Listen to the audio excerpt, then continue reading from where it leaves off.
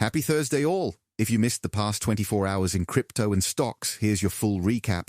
Bitcoin reclaimed $91,000, which is a nice psychological level to get back above, and the Nasdaq ISE filed to raise position limits for BlackRock's Bitcoin ETF options to 1 million contracts, showing just how much institutional interest there is in trading these products.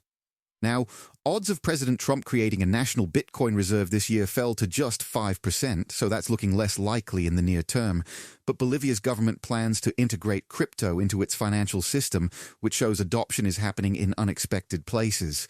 JPMorgan is making some big moves, predicting the S&P 500 could reach 8,000 in 2026 with more Fed easing, expecting the Federal Reserve to cut interest rates in December, and they even filed to launch a leveraged Bitcoin product linked to BlackRock's Bitcoin ETF, which is a pretty significant endorsement from a traditional bank. Speaking of the Fed, odds of 3 rate cuts in 2025 surged to 80%, so the market is pricing in a much more dovish stance. Cryptocurrency markets are heading toward a record monthly outflow exceeding $6 billion. But Michael Saylor came out saying Bitcoin volatility is a feature, not a bug, which is his way of telling people to zoom out and stay focused on the long term. On the macro side, the White House projects tax refunds in 2026 to be the largest ever. The U.S. bond market is up 7.5% in 2025, which puts it on pace for its best year since 2019. And Deutsche Bank raised its 2026 gold forecast to $4,450 per ounce. The housing market is showing some cracks, with 11 of the 20 Case-Shiller cities seeing home prices fall over the past year.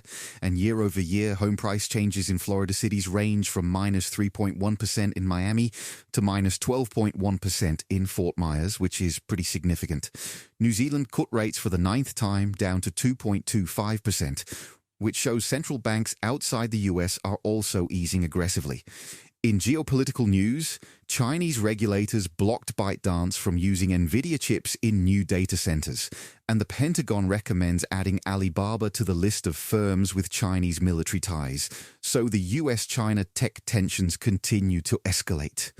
Over in the altcoin world, BlackRock received 15,722 Ethereum worth $46 million from Coinbase, and BlackRock clients bought $46 million worth of Ethereum, showing continued institutional accumulation. Franklin Templeton filed for a spot Solana ETF, which is huge for Solana.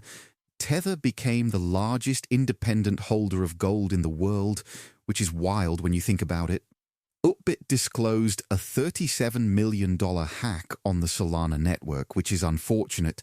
Vitalik Buterin announced donations to Session and SimpleX chat apps.